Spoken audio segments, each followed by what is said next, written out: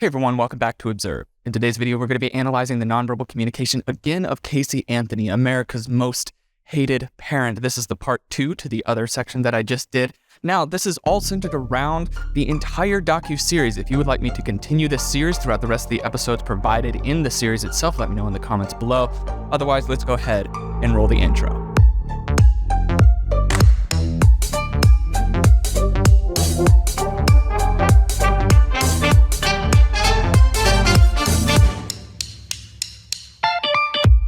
Today's video is brought to us by none other than Scentbird. Now, this sponsorship will rely heavily on your input.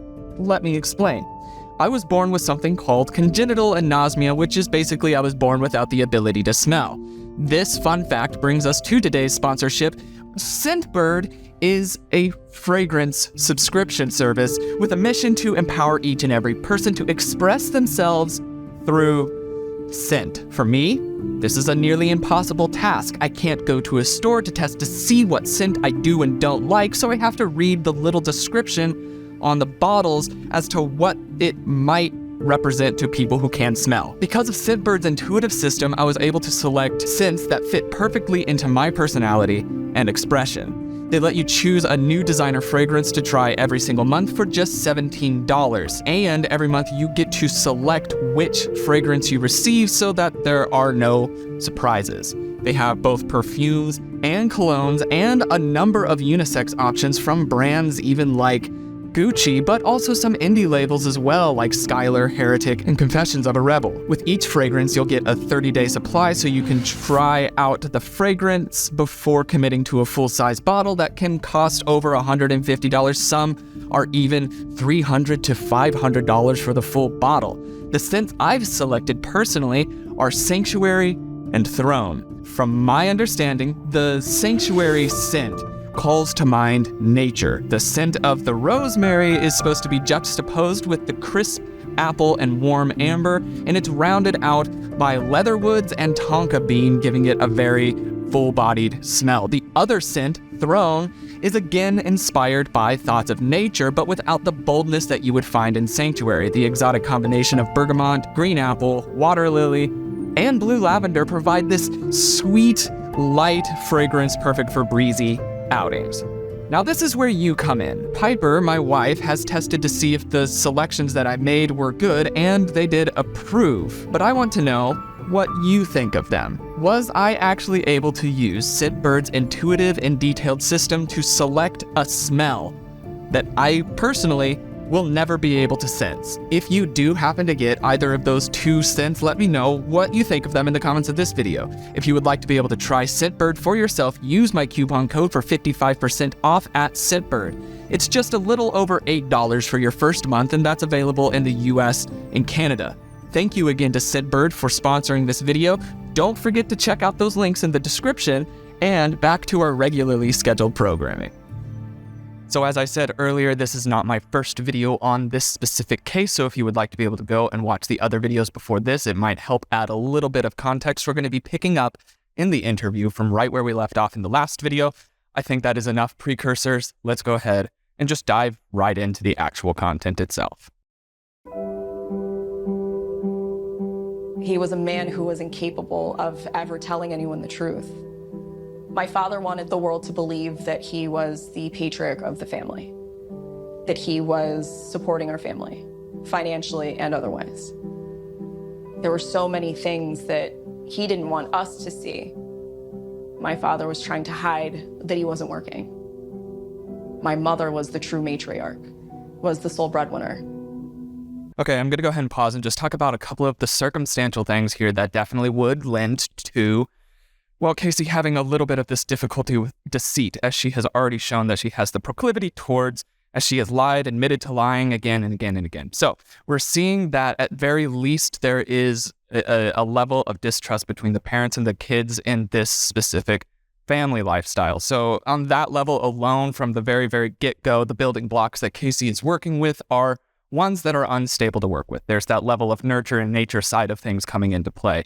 So she is seeing bad behavior imprinted upon the life around her from a very, very early age, which would make sense that as that behavior continues forward, it would be adopted. Now, that does not on any level excuse the bad behavior, but it does give the reason behind it, or a possible reason behind it. So we're seeing why it is that Casey Anthony might be so comfortable with lying, as she saw it done so often. That being said, nobody's saying that that is a good enough reason for her to have done what she did, especially in the realms that she did it. So just making note of the patterns that started that might have helped bring about Casey Anthony. Definitely not excusing them, though. Let's continue. She worked 14 to 16-hour days to not only keep our lights on, but to keep food on the table. My mom had found out that he had taken $60,000 out of her retirement. He claims at first it was a Nigerian Ponzi scheme, and then that he had gambled away the money. The story kept evolving. My father was also lying to hide the fact that he was unfaithful to my mother, to hide the fact that there were extracurricular activities he was doing at night. My mom was trying to, again, put on that facade of this cohesive unit. It was always that perfect persona they wanted to put out for the public. And it seems as though this is the case in many family structures, is that there is one person who seems to have some difficulties or seems to be doing some sort of interesting or problematic behavior, and assuming that they are completely getting away with it while the rest of the family is very much in the know. This is also very common in families that want to stay together for the presentation of the family name staying together. So we're seeing this sort of unhealthy, toxic relationship that these kids are being modeled under. And so this isn't a good sign for anything that's going to be following after that. So far we're seeing that this is definitely a nature and nurture thing that helped bring about Casey. Let's continue to see how that plays out. And to put out for the public. Protecting the family at all costs. That was the only goal. Protecting the truth of what was in our home. My nightmare last... Okay, so non-verbally speaking on this area, we can see a bit of disgust coming into Casey's face here in the corner of her nose as she's talking about how the only goal was to keep the family name up. And also we're seeing pursed lips and an eyebrow raise as well. All of these are indicating agitation, frustration, contempt, and possible scorn as well. So Casey's not a huge fan of how things were handled as a child. However, now that she's an adult, we are still seeing these patternings, these deceitful patternings specifically that we saw in her father play out in her own life. So just because a person might not like where they came from does not mean that they do not have effects from where they came from still. So let's continue seeing here. We know that Casey does not like her family, but we also do know that she still functions largely off of the same semi-broken system that she was raised in. So let's continue. Last night, it was similar to other things that happened to me growing up. I don't know if it's just flooding back because of going back through pictures and more switches being hit and more trauma. What was the nightmare last night? My father was holding me down and raping me. That happens again and again and again. Okay, so non-verbally speaking in this area, something that I even recently saw while going around on TikTok is, again, this idea of directional IQs coming up. If you look in a certain direction, up, down, side, left, right, it's going to tell you whether or not it's a genuine or forced emotion or a forced memory that's being recollected, either fake or real, deceitful, truthful, so on and so forth. Now, that can be true in certain circumstances, especially if you're able to establish that for a specific person's nonverbal baseline, that they do look in these directions while recollecting these sorts of things. However, this has been at least disproven enough to where it's no longer a universally accepted thing. There are too many opportunities for exclusions in that specific line of thinking. So with that, even while she's looking off to the side here, if there was somebody that was watching that and saying, oh, well, they looked off to the side, so she's obviously thinking something, not necessarily true. She's recollecting for sure. It's very common for a person to break eye contact or contact with whatever is being looked at when recollecting, because it allows us to be able to enter into that memory recollection headspace a little bit better. But as to the direction of it, there is rarely a correlation between truthful, deceitful, auditory, visual, sensory, etc. So just keep that in mind while watching any of these interviews, that if you're trying to pay attention to their eyes and their eye direction on that, that's not enough. You need to have a lot more along with that than just looking at that. So let's continue watching. When I was 8 years old, my father started to come into my room at night. I was physically hurt Scared because I was physically hurt and I can't tell mommy what happened. She'll get mad at me. That's what I was told.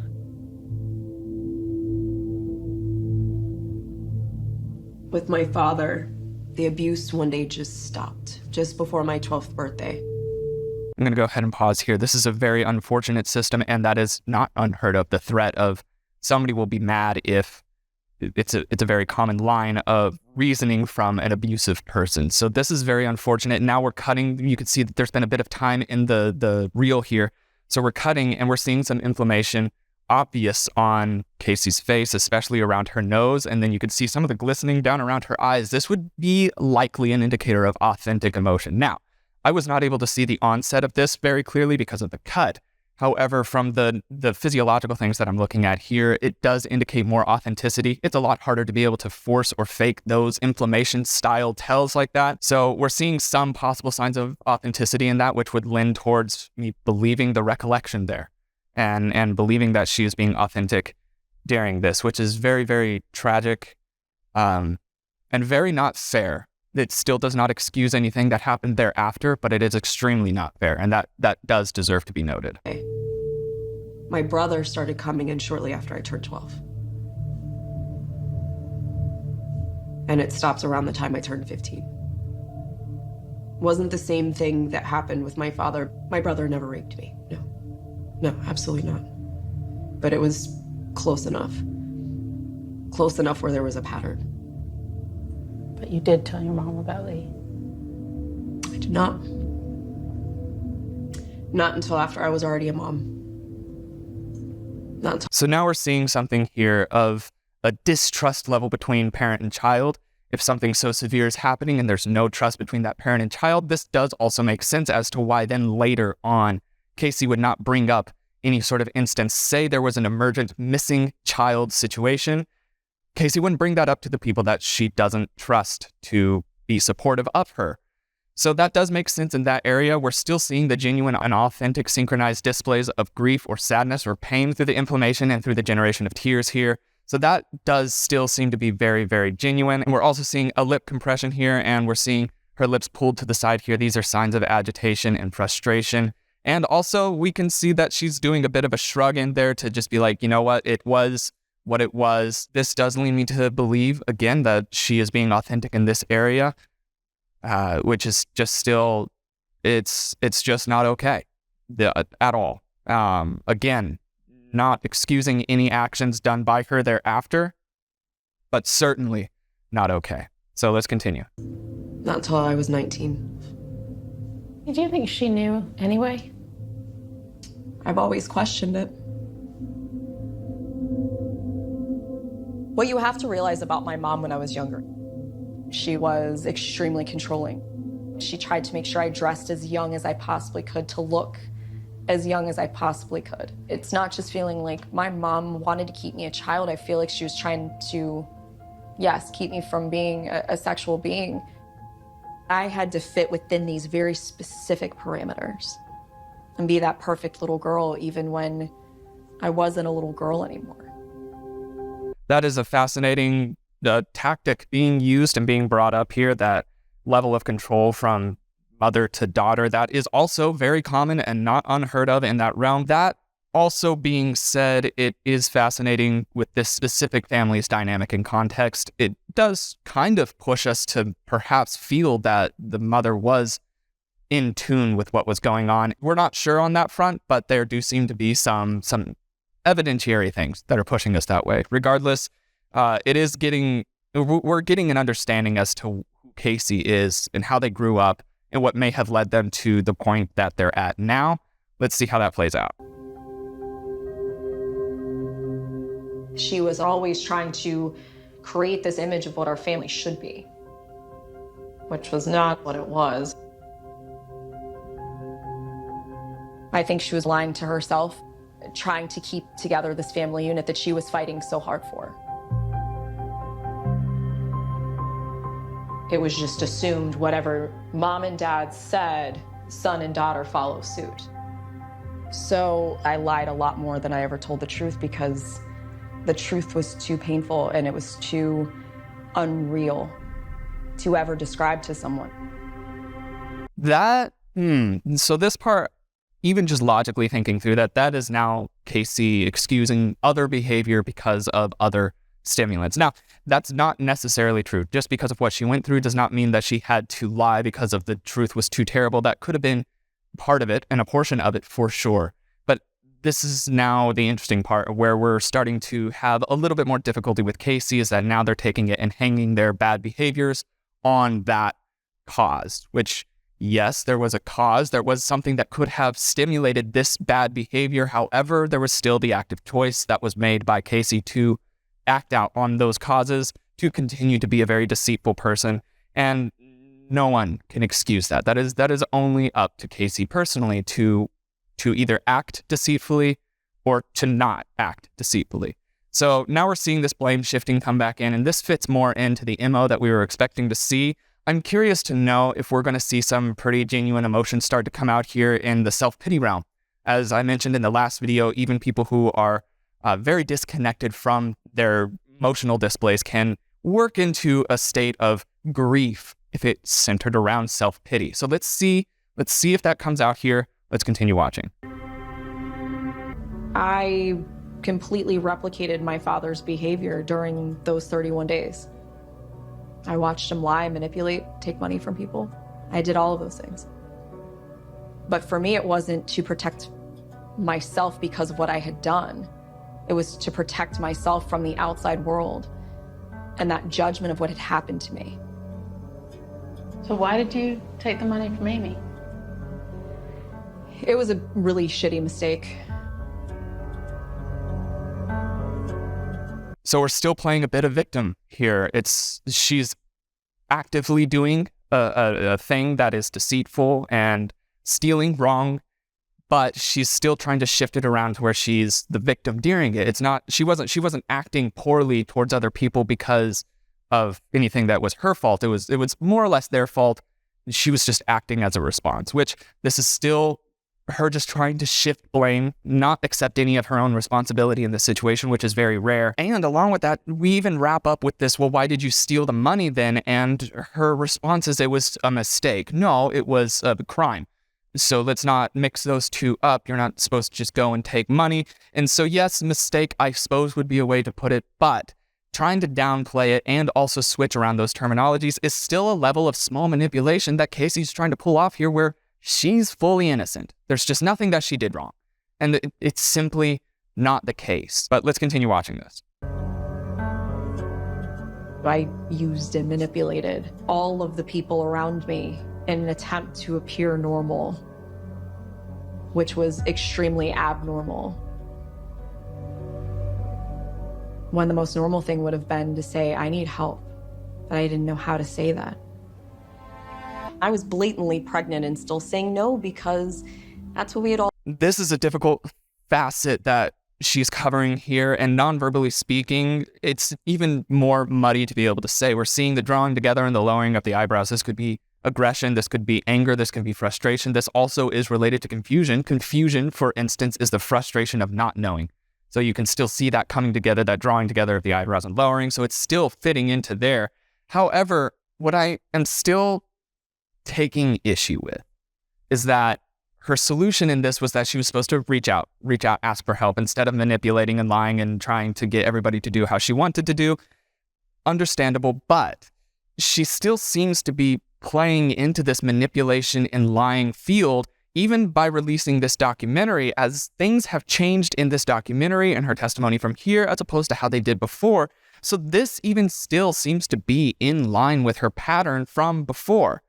And if that's the case, then we really have to be cautious while hearing what she's saying here and do due diligence. So we're seeing this odd pattern come up, and non-verbally speaking, it's difficult to say whether or not we're seeing a genuine emotion or a forced one, in that specific tell is easy to do. You can easily draw together your eyebrows and lower them and look off to this look perplexed and concerned and confused. It's easy to pull that specific cluster off. And so, not dead positive, we'll have to keep watching. That's what we had all agreed to, even my coworkers at the time. And they're like, well, you're pregnant. And I kind of hesitate and go, what? Of course I was pregnant.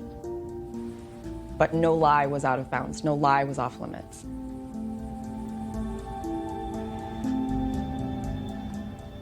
How did you get pregnant with Kaylee? I was raped at 18. Could your dad have been the father? No, my father is not the father of my child, neither is my brother. How soon after the rape do you realize you're pregnant? So this is an uncomfortable situation. The contempt and scorn and disgust that comes in when responding to the question, could it have been your father, and also extended brother? That makes sense in there for authenticity. I would actually believe her in this area that disgust and scorn and contempt indicates moral, intellectual superiority in an area that she feels disgust for and scorn for. And so with that in mind, that would push me towards her being authentic. I don't believe that her dad or brother were at all fault, just judging off of this part here. However, before that, I do want to mention that she is mentioning that everything could be lied about. Nothing was off the table. And my only thought is, what's stopping you then now? What is stopping everything from being on the table right now? And if there are any areas that don't line up across your story, then does that not put the entire thing in question? And so far, there have been areas that don't line up across her story, and that does push us to have the entire thing be put into question. This docuseries seemed to be centered around giving Casey voice. I don't believe that it's going to accomplish that whatsoever, largely because Casey's voice has been accepted as not true. You can't listen to it because she has shown and has admitted that it is not authentic. She's not going to tell you the truth. She hasn't for all of her life, and there's no reason that we should believe that at the start of this interview she changed her mind. However, for the sake of being able to understand and have as open of a mind as possible, we're going to continue watching the interview to see what else builds out here. Dad have been the father? No, my father is not the father of my child, neither is my brother. How soon after the rape do you realize you're pregnant? Almost immediately. 6 weeks. When I decided to tell my parents that I was pregnant, I told them that Jesse Grund was the father. I met and started dating Jesse Grund just before I found out I was pregnant. Did you think Jesse could be the dad? Yes, there was a possibility, at least still in my head at the time. As my pregnancy progressed and we realized... Saw that eye roll coming in there, that frustration as well. So that dismissive eye roll, that lets you know that she at least felt silly for believing that perhaps this guy could have actually been the father and that it wasn't from the instance before. So that does make sense. Again, I am still being pushed to believe this specific narrative from Casey, that this played out the way that she's saying it did. It seems to be authentic. There isn't anything that's pushing me away from that right now. Let's continue watching to see how this unpacks. How far along I actually was, came to realize that that wasn't the case. But I made a very selfish decision to not tell Jesse. I let Jesse believe the entirety of my pregnancy that he was the father. I should have told him what happened, but I didn't. At that point, I hadn't told anyone that I was raped. He got a paternity test. And even after that, I never told Jesse how I got pregnant in the first place. I lied and said that it was this old friend from way back when. Kaylee's never had a father. He was a friend of Casey's that lives out of state. By the time Kaylee was born, he had already started another family, and he passed away earlier in the year.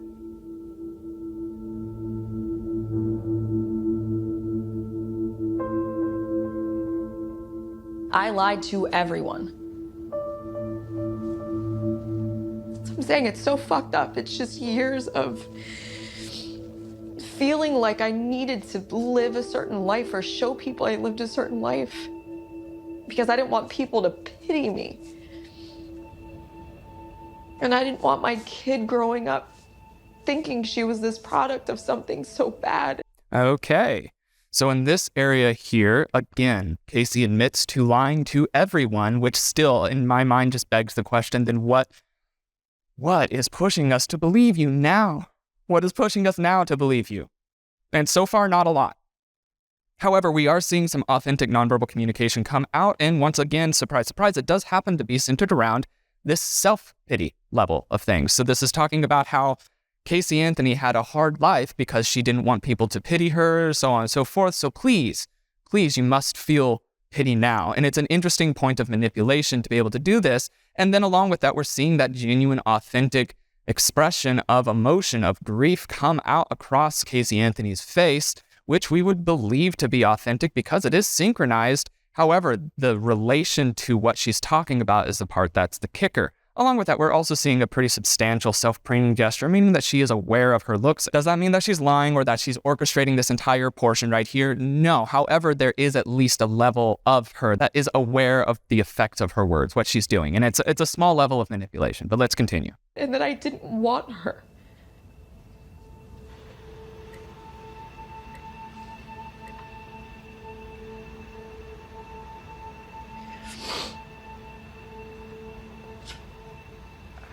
I don't know how long I can do this.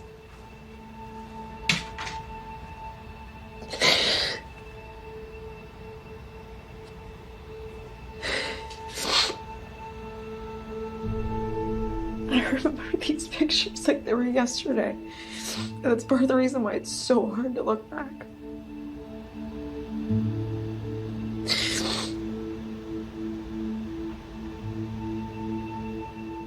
I miss this. I miss her every second of every day.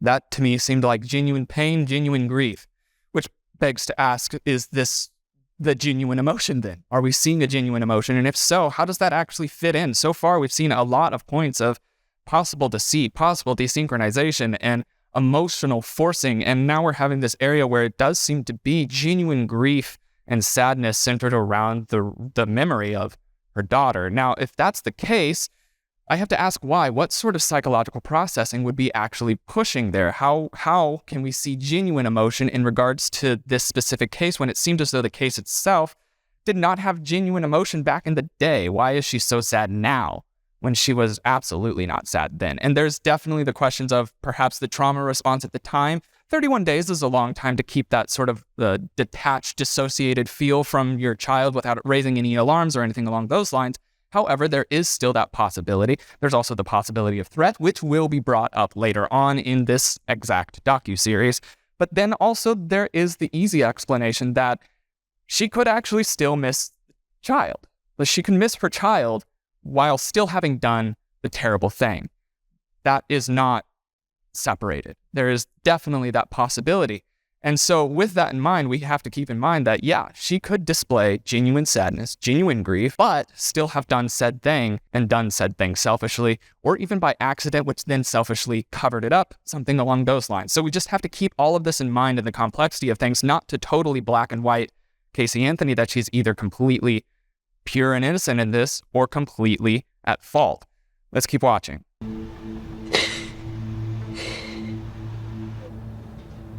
This is why I can't sit down and look at these anymore. It's not because I don't want to. It just hurts. It just physically fucking hurts.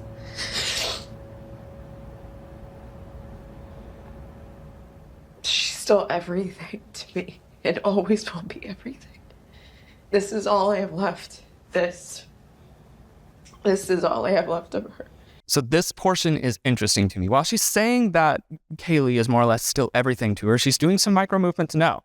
And those micro movements no, for those of you who have been around on the channel for a while, can have a few meanings related to them. And there are obviously things that you need to observe in context. So with this small amount, we have to ask the question, is this micro movement no? Since it is so small, so minuscule, is this a subconscious slip?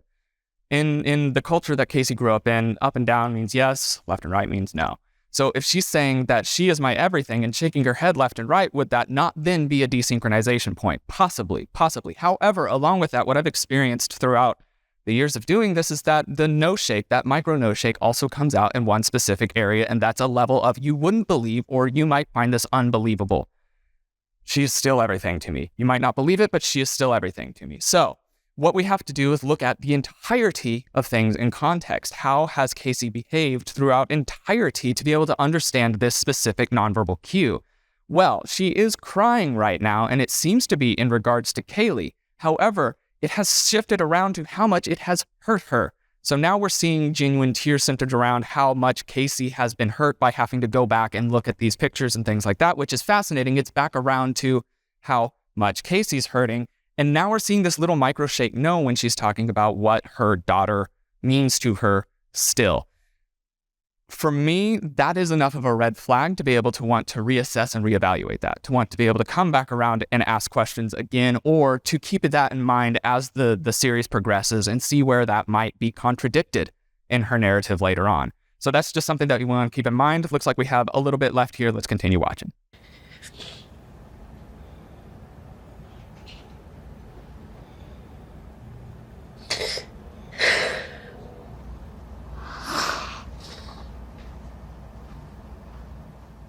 No parent's supposed to survive their kid. This is all I have left.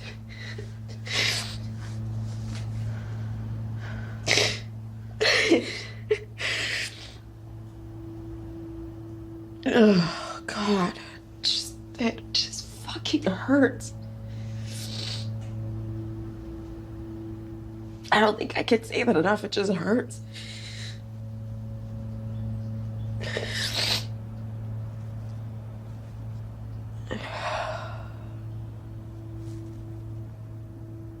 I lied, but no one asked why.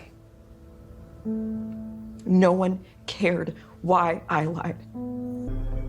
Why were you lying to the cops? I was doing what I was told. It's really that simple. I was doing what I was told. By? My father.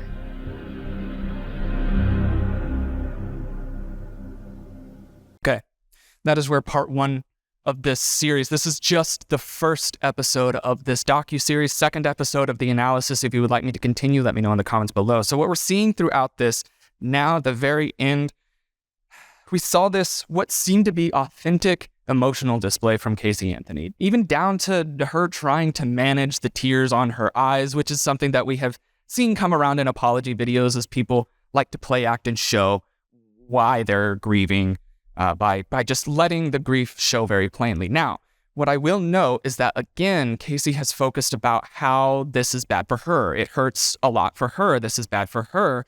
And this authentic emotion is still showing up. So that is important to be able to make that relation, that causation between the two, because there is the possibility that the genuine emotion being shown is genuine emotion of self-pity.